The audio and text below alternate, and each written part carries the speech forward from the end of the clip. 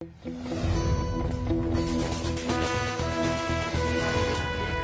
I'm Neil DeGrasse Tyson, your host of Nova Science Now, where this season we're asking 6 big questions.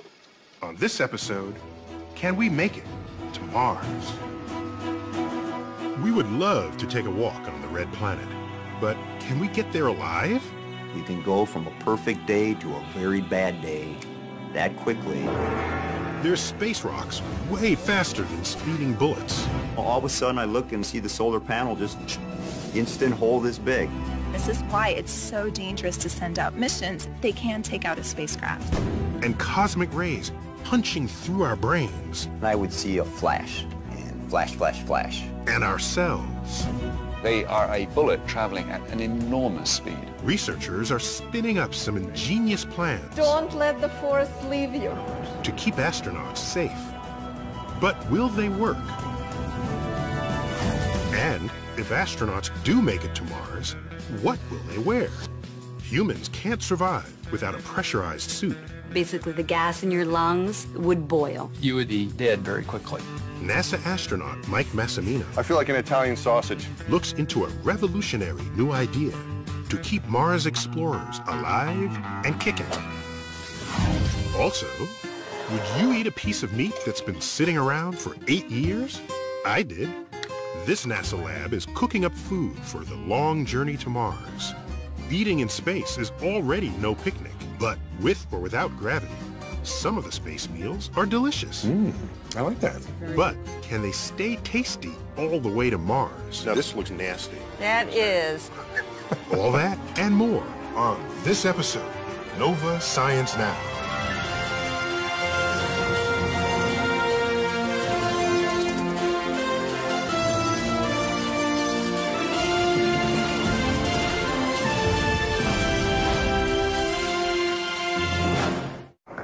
We're right where we wanted to be for Station 2. 4 decades ago, humans first walked on the moon, satisfying our thirst for exploration. And now, we're setting our sights on another rock out there, Mars. A trip to the red planet would likely cover 500 million miles, about 1,000 times farther than the Apollo missions. A round trip could take 2 or 3 years. And one big challenge is surviving harsh conditions, including some we don't encounter here on Earth.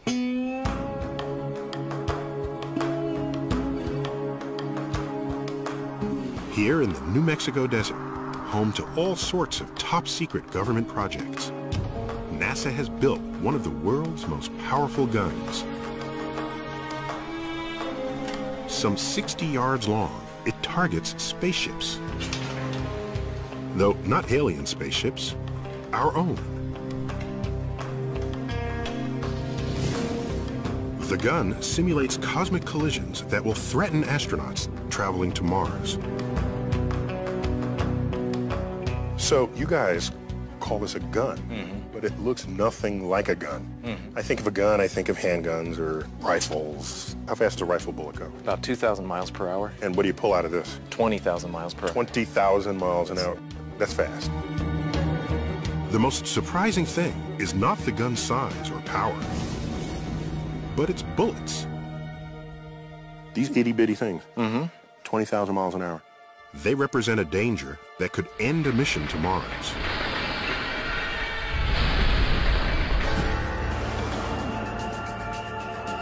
Space is not as empty as you might think, but littered with small fragments of comets, asteroids, and planets called meteoroids. In the vacuum of space, they move at deadly speeds. And NASA's huge gun demonstrates just how dangerous they can be. These metal plates represent the walls of an unshielded spacecraft. This is a half-inch projectile, and it was traveling at about 16,000 miles per hour. It made a hole in the front plate, and then a slightly larger hole. It kept going. Yes, so an astronaut could be right behind this wall. And this is what is left over. It's essentially a shotgun blast. The speed of the impact shattered the bullet, and its debris smashed ever larger holes in the inner walls.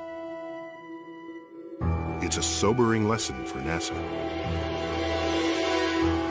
Meteoroids have already knocked out or damaged numerous spacecraft, including the probe Mariner 4, which snapped the first close-up pictures of Mars in 1965. After its flyby, It ran into a cloud of meteoroids no bigger than the size of a grain of sand. And over the course of about 45 minutes, they were seeing thousands of impacts on the spacecraft. another meteoroid strike was witnessed by astronaut Jerry Linenger. During my time on the Russian space station, all of a sudden I look in the corner of my eye, I see the solar panel just, instant hole this big. If astronauts are to survive a mission to Mars, we have to find a way to protect them from meteoroids. And so today, the gun will test new lightweight shielding for the walls of a Mars spaceship. It doesn't look very protective. This is foam I can stick my finger in. But it's a smartly designed shield, because what happens is the velocity is so fast of these projectiles, when they impact, the speed breaks it apart, and then the rest of this target will absorb the impact. So will this shield stop a projectile going over 16,000 miles an hour? To find out, the shield is bolted in the target chamber. Then, air is pumped out to replicate the vacuum of space. We head to the bunker below for protection while the gun gets fired. 3, 2, 1.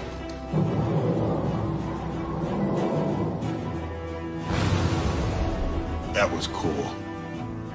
And the result? Did the shield stop the bullet? Well, obviously it went through. Yep. But just look at the inner wall. No penetration. Nothing came out the other side. That's right. It worked. The layers of foam, metal, and bulletproof materials pulverize the debris from the impact. So this takes out all the energy of those projectiles. And it stops it. So this is where astronauts would be? They could be cooking breakfast here. Yeah. They're safe from the hazards of space. Well, not really. Meteoroids are only one peril of many. Systems failing, possibility of a fire, possibility of losing electrical power. You can go from a perfect day to a very bad day that quickly. Some threats aren't so obvious. In fact, one of the biggest looks like harmless fun. Many astronauts report that being weightless is what they love most about space. Yay. I would wake up in the morning and fly to breakfast, then I would fly to work. I could fly to the bathroom, and I even flew while I was going to the bathroom. I was Superman every single day. But what feels good may not be so good for you. As Jerry Linenger discovered after spending 5 months in zero gravity on the Russian space station. By the time I got back, I had about a 14% bone loss. Now that was isolated to hips, lower spine. My strength level was probably 65% of what I went up there with. With no gravitational force to work against, your body not only doesn't need the same amount of muscle and bone, it starts breaking them down. As on Earth, so in space. Use it or lose it. And exercise may not solve the problem. I exercise 2 one-hour periods every day religiously, and my personal experience is that the bone loss seems to just keep going on and on. And yet, there is a solution. Artificial gravity, a force created by spinning. You can see it in the sci-fi classic 2001: A Space Odyssey. And you can experience it right now in this small spinning room at Brandeis University. As I did recently with neurophysiologist Jonna Kaplan. Notice how we talk to each other, but we don't look at each other. Yes, well, I want to look at you, but I feel it's hard to... I'm trying to conduct a conversation, but I'm having trouble turning my head. The rotation, you see, is generating a centrifugal force that pushes everything in the room away from its center, towards the wall. It makes me lean pretty oddly, but as far as my body is concerned, Very good. this force is no different from gravity. To move, I have to work against it. Okay, now I gotta turn around. Turn around slowly. And I mean work. Peel. Everything That's is what I'm this doing. peeling motion. No chance of muscles and bones wasting away around here. It's the centrifugal force which is pushing him backwards, so he feels like he's got to fight so hard to get away from the wall. And he may feel as much as 30% heavier. Always feel the force. May the force be with me. Don't let the force leave you. Now, remember, this room is on Earth. So, spinning or not, our planet's own gravity is always pulling us downward. Meanwhile, the artificial gravity pushes us backwards. The two forces combined make things hang in here at odd angles. And this is also why the room eventually makes some visitors a bit queasy. But if I were free of real gravity, artificial gravity would have me jogging comfortably on the wall, just like they did in 2001. Now, building a spinning spaceship isn't practical, but a small spinning room on board might suffice, giving astronauts an Earth-like exercise space to keep their bones and muscles from wasting away. Though that's not to say Mars explorers will be safe, even remotely, because they'll still have to face the worst space danger of all. A danger astronauts see simply by closing their eyes. I used to sleep upside down, piece of Velcro around me, close my eyes, and then I would see a flash. And flash, flash, flash. You'd get this single point of light, and then a big circle around it, right there in your brain. The flashes are caused by cosmic rays, subatomic particles like protons, generated by exploding stars far off in our galaxy. Traveling close to light speed, these high-energy particles will pierce a spaceship and its astronauts, their retinas, their brains. This doesn't happen on Earth because our planet's atmosphere and magnetic field protect us from the constant barrage of cosmic radiation. You go to Mars, you're going to get a very heavy radiation dose. There is no way to protect against that. You can't carry lead up into space in a wall that would be thick enough. There's not much to stop them because they are so energetic. They are a bullet traveling at an enormous speed. Pelted by this highly destructive kind of radiation, DNA breaks apart, predisposing the cell to cancer. Research continues, but we have yet to find a practical defense against cosmic rays. You go to Mars, you're raising your risk of cancer lifelong. But there are always innate risks to space travel, and there's no way to get around them, and you just do your best to minimize those risks and control them where you can. So we might be able to protect our Mars explorers from some of the dangers they will face, but only some. Yet knowing all that, today's astronauts are undeterred. In my mind, it's part of our genetic code that we should explore, see what's beyond the mountain, and I would love to be the first person to step on another planet.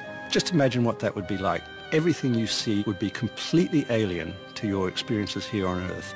It would be just an amazing, amazing experience. I would go to Mars under any condition. I would dearly, dearly like to take my wife with me. Human evolution involves exploration. I don't care what the risk is, that's something that you actually are moving mankind forward.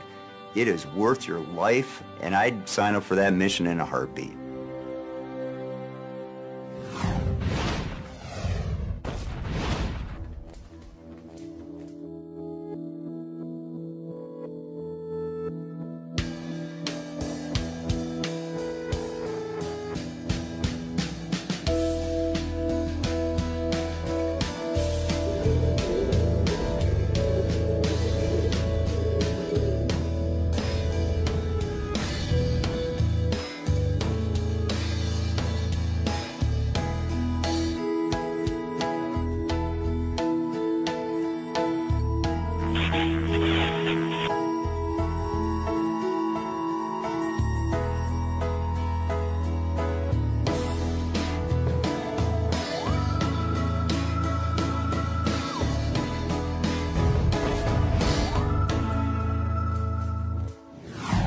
One thing obviously lacking in space is air.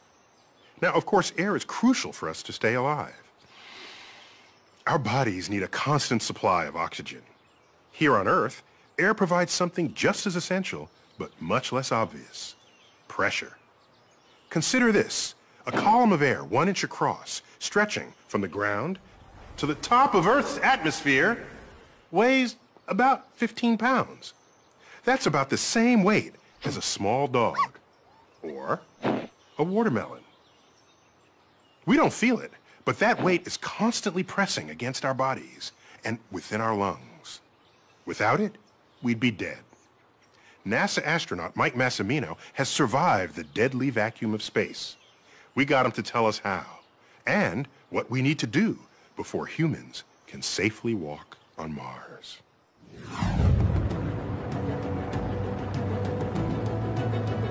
Astronauts like me might not like to admit it, but space is a dangerous place. I've walked in space 4 times. That's me, doing repairs on the Hubble Space Telescope. And every minute I'm out there, I know the only thing between me and oblivion is my spacesuit. First step, getting dressed for space, is to put on some undergarments. So now I have on my TCU, or thermal comfort undergarment, which is slang for long underwear, and underneath that is my MAG, or the maximum absorbency garment, which is slang for diaper. And that answers the question of how do you go to the restroom if you're locked inside of the spacesuit. At roughly $10 million, today's spacesuit is one of the most expensive garments in the entire solar system. And a lot of that expense goes into creating something you wouldn't expect: air pressure. Because the astronauts have to take their own pressure when they're doing their spacewalk, you can think of the spacesuit as like a big bag of air. So why is air pressure so important? What would happen to our bodies without it? If somebody gets sucked out of the space station without a spacesuit, what would happen? Well, that would be a very bad day. You would not explode. You would just slowly expand, and you'd get to a certain spot and then essentially turn to a goo, a mush, and then sort of vaporize. You would be dead very quickly. Basically, the gas in your lungs and even the solution in your bloodstream would boil. The cells in your body are filled with dissolved gases like oxygen and nitrogen. Without air pressure pushing hard against these cells, all that gas is going to bubble out of solution, just like it does when you open a bottle of soda. We cannot survive, just the human body, in the vacuum of space. We have to have protection from a spacesuit. But how much air pressure does the spacesuit need to keep us alive? Down here on Earth, the 1 atmosphere of air pressure at sea level feels very comfortable. As you rise up in altitude, there are fewer air molecules around you, producing less pressure. At 30,000 feet, the height of Mount Everest, the pressure drops to only 1/3 of an atmosphere. Luckily, as long as there's plenty of oxygen, humans can survive okay in 1/3 atmosphere. And that's the amount of pressure they put into the spacesuit. The whole spacesuit is pumped full of air, like a balloon. But even that causes a major problem. It makes the suit incredibly stiff. You can think of it as like a football. When a football's not inflated, you could bend it a little bit. But when it's pressurized, and you would not be able to bend it. And the spacesuit's not that different. And all that stiffness makes the suit extremely hard to move around in. In space, I use up a lot of my energy just fighting the suit. The stiffness is particularly noticeable in the gloves. The pressure that keeps me alive makes it really difficult to use my hands. If you took a rubber band and wrapped it around your fingers, and if you just open and close maybe 15, 20 times, you'll get a feeling of what makes it so physically demanding. Astronauts have been on the front lines of the battle between mobility and life-saving pressure since the beginning of space travel. By the time Neil Armstrong made that giant leap for mankind, it was clear. Leaping was doable. Walking, not so much. Trust me, I know. These suits aren't made for walking. These boots are made for walking, and that's just what they'll do. If we want to send human explorers to Mars, we're gonna need a new kind of spacesuit. We have to have much more robust suits and capabilities before we can even think about going to Mars. Back down on Earth, at my alma mater, MIT, a former classmate, Dava Newman, has set up a space-age garment district. She's trying to create a new spacesuit specifically designed for Mars. Her biggest challenge? Perfecting a whole new way of producing life-saving pressure. My passion is, astronaut performance. Is there a different way, a better way perhaps, to provide pressure? And the solution? Dava wants to shrink-wrap astronauts and apply the pressure directly to their skin. Hollywood's been shrink-wrapping space-traveling actresses for years, but the goal was purely aesthetic. No one knew if you could build enough pressure into a tight suit to keep an astronaut alive. So Dava does a lot of experimenting. Let's roll up your pant leg. All right. We're going to show you a prototype of mechanical counterpressure, meaning where we apply the pressure directly to your skin. We really want you to have maximum mobility, just like you would in your street clothes. Yeah. So I'm going to put the suit completely on you, like shrink wrap an astronaut. Okay. We need to provide 1/3 of an atmosphere. And we've been working on that for about 10 years. Could we provide enough pressure to keep someone alive? One way to find out is to wrap body parts in super stretchy material to see if you can apply pressure uniformly. Otherwise, it could hurt. I feel like an Italian sausage. That's what I feel like. Wrapping people like sausages is just the beginning. Dava studies human motion, trying to preserve mobility while maintaining pressure. She even tries out her spacesuit ideas on a robot. I'm collecting a lot of data out of the robot because it informs our spacesuit design. But even the tightest girdle-like bodysuit can't provide quite enough pressure to keep a person alive in the vacuum of space. It just isn't tight enough. If we put the astronauts into a compression stocking, that's great, but it still only gets me 2/3 of the way there. How can I get the rest? Looking for inspiration to solve the problem, Dava turns to the animal kingdom. The possibilities are endless. The balletic bat, the slithery snake, or the creature with the highest stature in the animal kingdom, the giraffe? I always wondered, why don't giraffes faint? That's a tall creature. His head's down, eating on the grass, puts his head up to reach the tree, 5 meters. Why doesn't he faint? So what about a giraffe's physiology keeps its blood from rushing out of his head? I actually think giraffes have like an internal G-suit, an instantaneous pressurization. Special muscles in the giraffe's blood vessels constrict to create pressure. That blocks the blood from escaping out of his head. Maybe we can learn from nature biomimicry, and as an engineer, put that into some of our designs. The constricting vessels in the giraffe's upper neck inspired the idea of building additional pressure into the suit with a tight web of super strong red fibers. Now what I'm doing is giving you a bit of structure. Through that structure, I can actually even carry more pressure. So if you just had the complete suit here without the lines, you'd be able to move around in it fine, but you wouldn't get the pressure, the protection you need to work in the vacuum of space. Right. But the red lines need to go in just the right places so they don't inhibit mobility. Though we don't have a complete full pressure suit yet, we're getting there. And Dava's built a slightly looser mock-up. This could be the spacesuit of the future. I can't wait to see what she looks like. She calls it the biosuit. You look like a superhero. I want to be Elastigirl. Yeah, Elastigirl. You look like Elastigirl. You look like it's just futuristic. Amazingly, a combination of tight, stretchy fabric and a stiff web of fibers looks like it can provide the necessary pressure directly to the skin. Then you see some... But it isn't easy. What is the hardest part of the body to pressurize in this suit? It's definitely the elbows, the joints, and the concave areas. The back of the knees, armpits, those areas are really complicated. I volunteered to test drive her suit in space. Unfortunately, the mock-up isn't mission ready.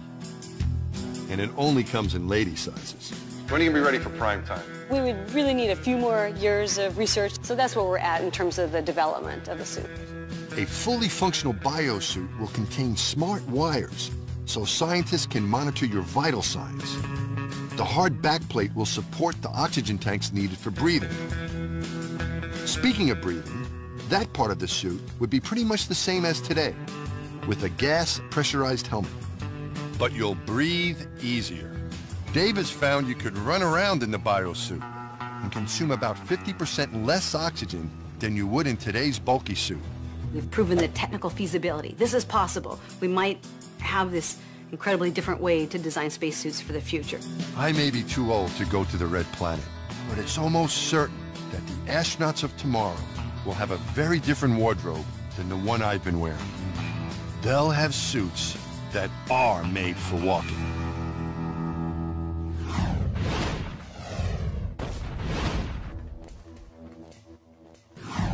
Even after just a few days in the fridge, a lot of food can get pretty unappetizing. Mostly because mold and bacteria begin to take over your food. So imagine eating meals that have been sitting around for 2 to 3 years. That's what the astronauts who go to Mars are going to have to do. You know, I met some chefs trying to cook up some delicious dishes that'll provide all the comforts of home. Even when the dining room is 100 million miles away. In a food lab at the Johnson Space Center, Michelle Perchonik heats up pork chops for a taste test. If you're the type who likes your food fresh, this isn't the meal for you. One of these chops has been sitting on a shelf at room temperature for 2 years. The other has been lying around for 8. That's right, I said 8 years. Can I tell which one? And will my stomach mind this experience less than it did artificial gravity?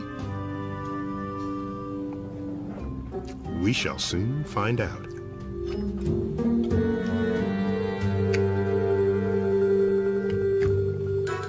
I think this one's older. So in other words, it wasn't obvious to me that one was 8 years old and one was 2. But if I were to guess, I would say this one, because the meat was just a little mushier. And I'm thinking maybe it would break down over time. Actually, that one's the 2-year-old product, and this one's the 8-year-old product. So I was wrong. You were wrong. Michelle heads up a team figuring out how to feed astronauts all the way to Mars and back. The food will have to be nutritious, last for years, taste good, and, of course, behave itself in zero gravity. You see, weightless foods tend to do the darndest things, which limits the menu. Anything that can just float in the air easily is a problem. It's going to get in people's sleeping bag, it's going to get in science experiments, it's going to get in people's eyes. One of the reasons I cut my hair when I was up there was I was worried about people at the dinner table eating, and then a piece of my hair comes by and floats in their mouth. Astronauts cook by adding cold or hot water to freeze-dried foods, or heating food pouches in an electric warmer. A pair of scissors, in space more useful than a fork or spoon, opens the meals, which actually can be pretty good, as I discover courtesy of Vicki Claris, Michelle's colleague. Okay, what's next? Okay, we have one of our thermostabilized entrees, Fiesta chicken. Thermostabilized. Again, it's just preserved. Preserved. Okay. Shelf stable. Preserved is a little more appetizing than thermal stabilized. Put simply, it's a way of killing germs with heat. And I see Cyrillic characters here in Russian. Well, actually, in Russian, it translates as party chicken. Party chicken. Which was a little difficult for our Russian colleagues to understand. We'll taste this. I like that. It's a very good product. Good for Earth orbit, but what about Mars? When it comes to feeding an expedition like that, problems multiply. Tomato and basil. Michelle and Vicki must plan 7,000 meals and snacks to nourish 6 people for up to 3 years. And if food is sent ahead of the astronauts, it will have to keep for 5 years.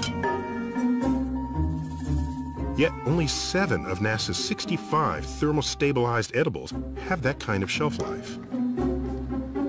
The rest end up like this. Now this looks nasty, I just want That to say. is very nasty. So what you're looking at here is our citrus fruit salad, 5-year-old versus 2-year-old. So something happened between 2 and 5 years. What? There's a lot of chemistry going on. Literally. Even if you kill off every microbe in sealed food, it still contains sugars and proteins that react with each other over time. The result is obvious when you compare this youthful and geriatric chicken salad. So the chicken gets darker and the greenery becomes pale. Yes. And it's not just a cosmetic phenomenon. No. You're losing nutrients. Exactly. You're losing flavor, nutrients, probably texture. You're losing everything. A solution might be new packaging that keeps out all water and air, unlike today's plastics. With that packaging, we get about 9 to 12 months shelf life. And so there is no way we're going to Mars with this kind of packaging. Nor can we use foil. Fine for low Earth orbit, but too heavy for Mars when you're launching 22,000 pounds of food at the cost of $1 million per pound. There's also something else to consider. When you're in space, stuck inside basically a can, food becomes kind of a highlight of the day. You have to eat in order to survive. But what people don't understand, I don't think, is the psychological aspect of food. Because it is one of the few pleasures that you have control over. And I think people serving on submarines have long understood the importance of food for crew's well-being. Since good food makes astronauts happy, I asked Michelle and Vicky if there's a popular dish they'd especially like to send to Mars. Well, I think that would be our shrimp cocktail. That sounds good. Our shrimp cocktail is freeze-dried product, so this has been rehydrated. It's not only the shrimp, it's the cocktail sauce. It's the sauce. If Earth were 50 million miles away, this would be 5 stars. But on Earth, I've had better shrimp cocktail at the local... I certainly hope so.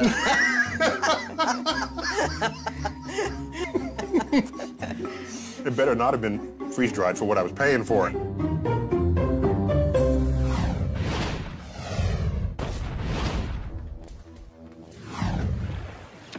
If you have to cross a great distance with no pit stops, the slower you go, the more supplies you're forced to carry.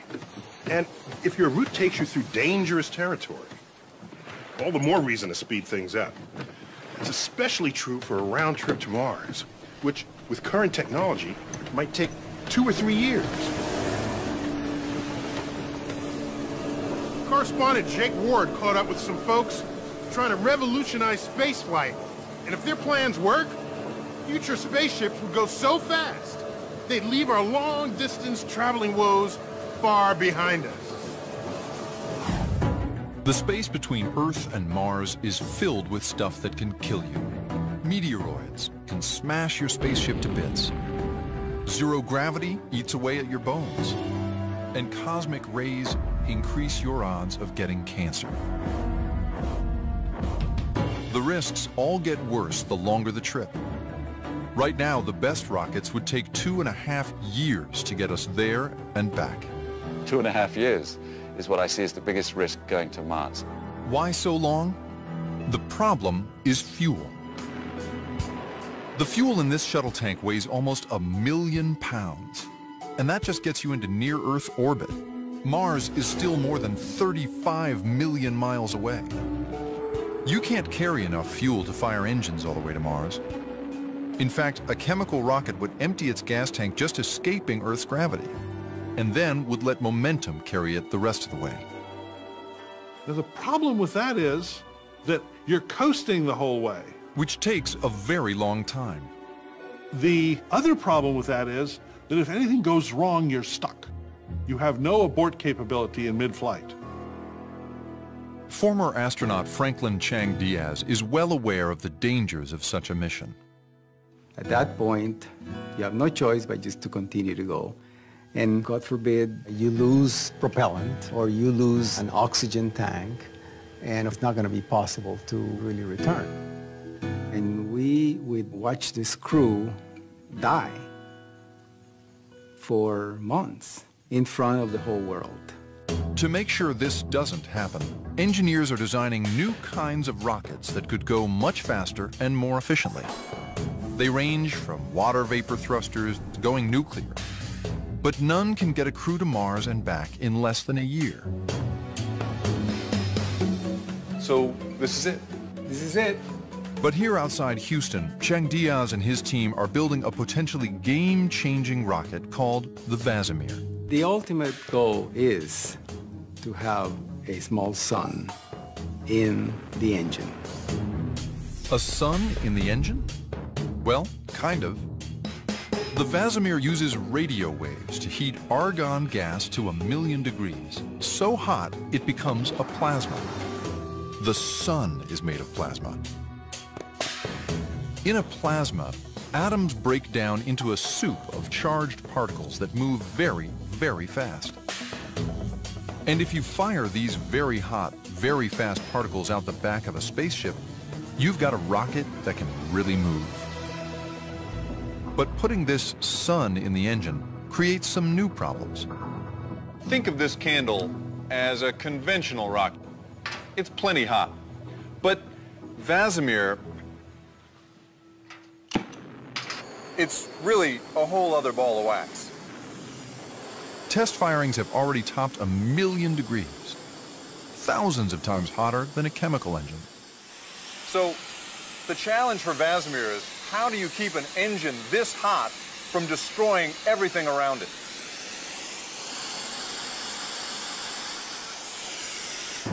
This was 316 stainless, and it was in the way of the plume coming out in it. Wow. Pretty much. It did a pretty good job. Yeah, I don't know much, but this is broken. I know that much. Holy cow.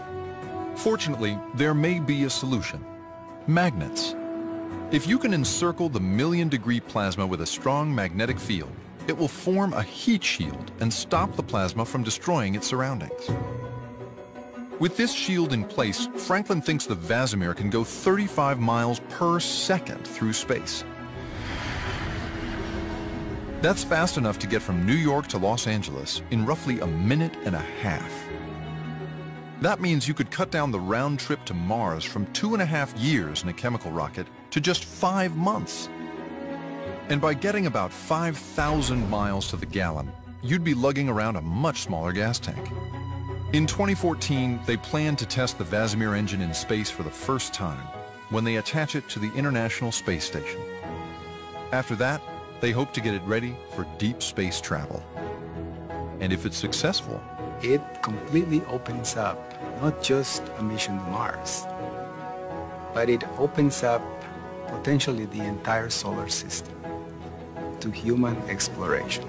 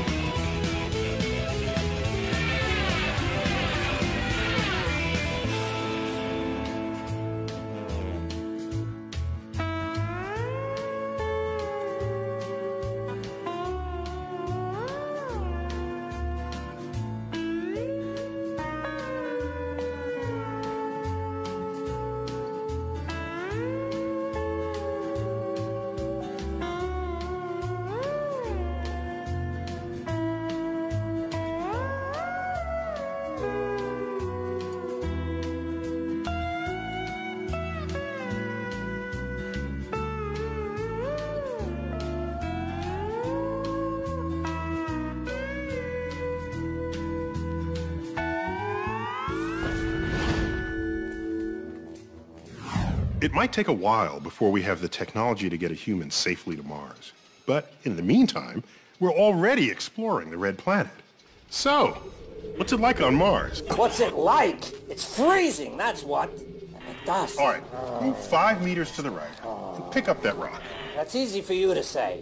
You know what dust can do to your servos? Come on, give it a try. Give it a try. I don't believe this guy. Okay, so today's Martian robot explorers don't have that much attitude.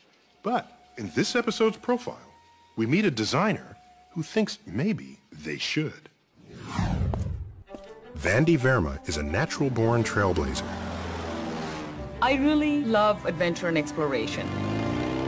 She constantly looks for new discoveries to make and obstacles to overcome. From climbing mountains to flying planes to her job as rover driver at NASA. I've always loved exploring the environment I was in, and the rovers allow me to explore another planet. Humans may be decades away from visiting Mars, but Vandy gets a first-hand look at the red planet every day she goes to work. Through being at that console, she gets direct virtual presence on the surface of Mars in a way very few other people in the world do. She is one of the people responsible for making sure the rovers, Spirit and Opportunity, make it through each drive safely. NASA originally scheduled the mission to last just 90 days, but that was back in 2004, and the vigilance of drivers like Vandy has kept the rovers alive and exploring much longer.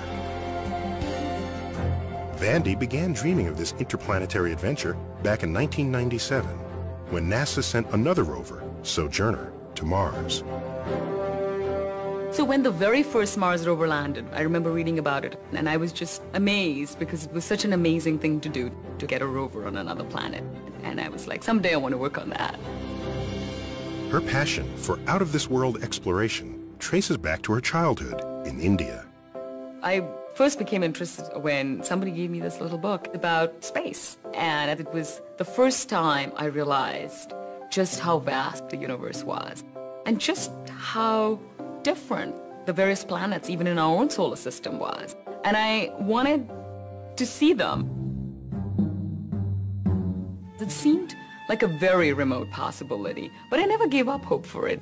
The odds were stacked against her. Growing up in a traditional Indian family, Vandy was expected to follow her mother's wishes, to settle down and enter an arranged marriage with a nice Indian husband. My parents have an arranged marriage. My sister has an arranged marriage. For whatever reason, it wasn't something that I was ready for. Vandy dreamed of following a different path, inspired by her father, an Air Force pilot. Unlike her cautious mother, her dad encouraged her to take risks and seek adventure. After high school, she took her first big step. She moved to the United States and studied engineering at Carnegie Mellon University. But that didn't stop Vandy's mother from trying to arrange a marriage for her. She would find people in Pittsburgh when I lived there. I was amazed, and they would call me. Vandy dodged her mom's suitors long enough to meet classmate and fellow roboticist Paul Tompkins. Like Vandy, I've been in love with space for as long as I can remember. In 2005, they decided to spend their lives together. We both love adventure.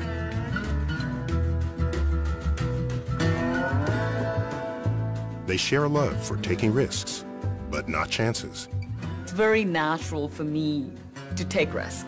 At the same time, it's calculated risk. So she has the element of adventure on one side, but then she's smart about it because she's not going to take a foolhardy risk. She realized that this calculated risk mindset would also help navigate her new field. I discovered robotics when I was at Carnegie Mellon, and instantly I knew this was what I wanted to do. Robots are incredible for exploring space or any areas where it's hard to send humans because we don't have to worry about survival, food and water. While getting her PhD, Vandy headed to the Atacama Desert in Chile to hone her robot driving skills in its Mars-like terrain. Atacama is a place where they measure rainfall in millimeters per decade. And that was a perfect place for us to take our robot and do an astrobiology experiment to look for life. My research focused on making sure that the robots could handle unanticipated situations. This work caught the attention of NASA's Jet Propulsion Lab, who offered her the chance to explore the surface of another planet from a distance. Really, the center of the world when it comes to robotics is at Jet Propulsion Laboratory. So she headed to Pasadena, California to join the Mars rover team and brought her motorcycle with her. Mostly I used it as a commuting bike to get from home to work, but I'd always take the longest path possible and the most swervy. Her means of transport was another way to get a little adventure out of life. As a rover driver, she pushes Spirit and Opportunity to get as much data as possible without breaking them. Safety is the biggest concern, but you can't be so risk-averse that you don't go anywhere. We don't use a remote control to drive them, so we're not driving them in real time. We get the conditions under which the robot is in today. We use those and plan a drive, and then we send it to the rover, and the rover executes it on its own. And then once it's complete, it sends us back the information. We've personified these two vehicles. They're like our children. They have human characteristics. They're intrepid, they're accomplished, they're dutiful, and they're so darn cute. There is no GPS on Mars. You can't just say, hey, you know, this is this location, drive to that location. So just moving the rovers, there's a certain amount of risk. And there's little room for error when driving on another planet. Mars is a very dangerous place. It has very little atmosphere. The temperatures are incredibly cold. There are huge changes in temperature every day. So these rovers have to endure that kind of environment. They are solar powered, so if the rovers get too cold or if they get starved for energy, which is just the same way as a human being starving, they could die. Since some of the most interesting places are the hardest to get to, the rovers constantly face the danger of getting stuck. And the drivers brainstorm different ways to get them out in a replica of the surface of Mars called the Sandbox. There isn't one obvious right way to think. You want to explore the options. So the Sandbox is a great way to do that because you have one chance on Mars. But in the Sandbox, you could reset and say, well, that didn't work. Let's try a different strategy. You may choose to drive forward. You may choose to try to do it with a slight turn, an uphill turn, or drive backwards, maybe wiggle the wheels in order to loosen the terrain up. Once we figure out what solution works best, then we do it on Mars with that one chance we have on Mars. The JPL team has avoided an end of mission since 2004. That's more than 25 times longer than the original plan.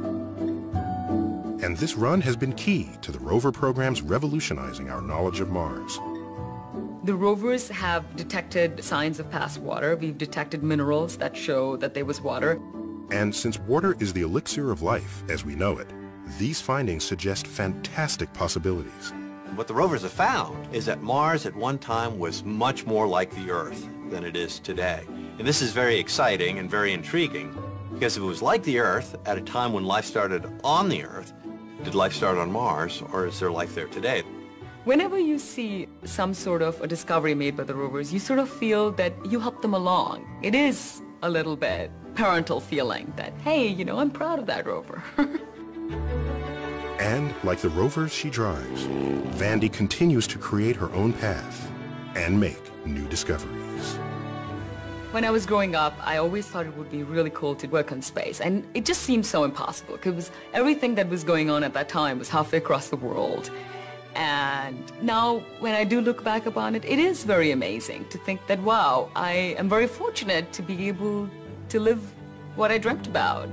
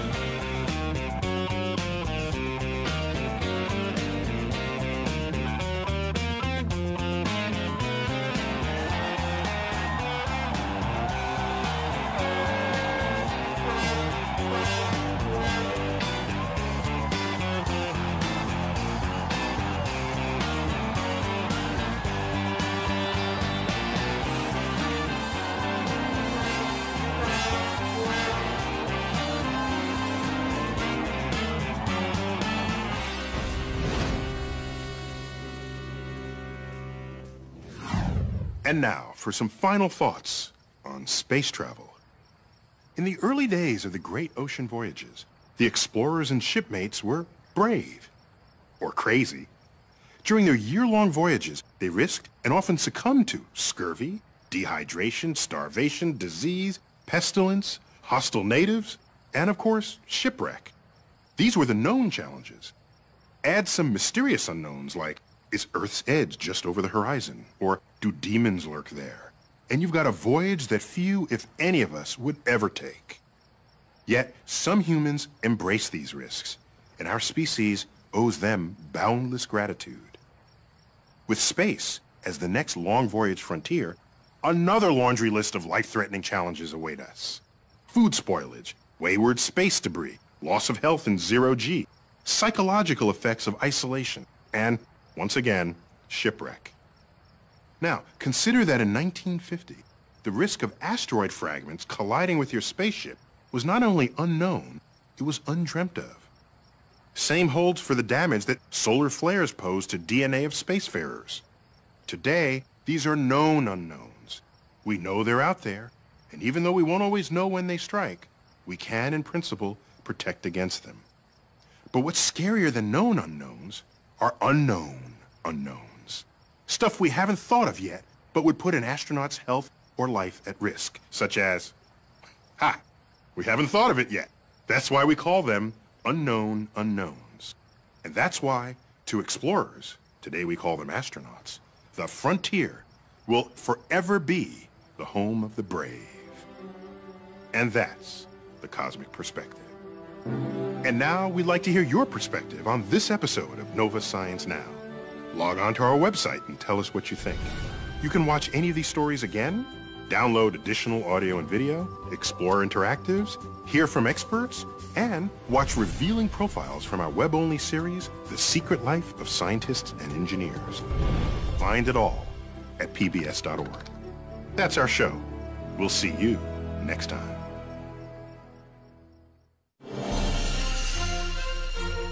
See a hidden side of science on Nova's web-exclusive series, The Secret Life of Scientists and Engineers.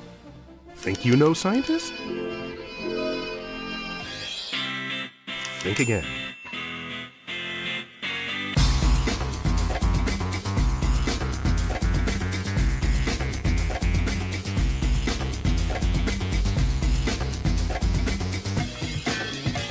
Nova's The Secret Life of Scientists and Engineers.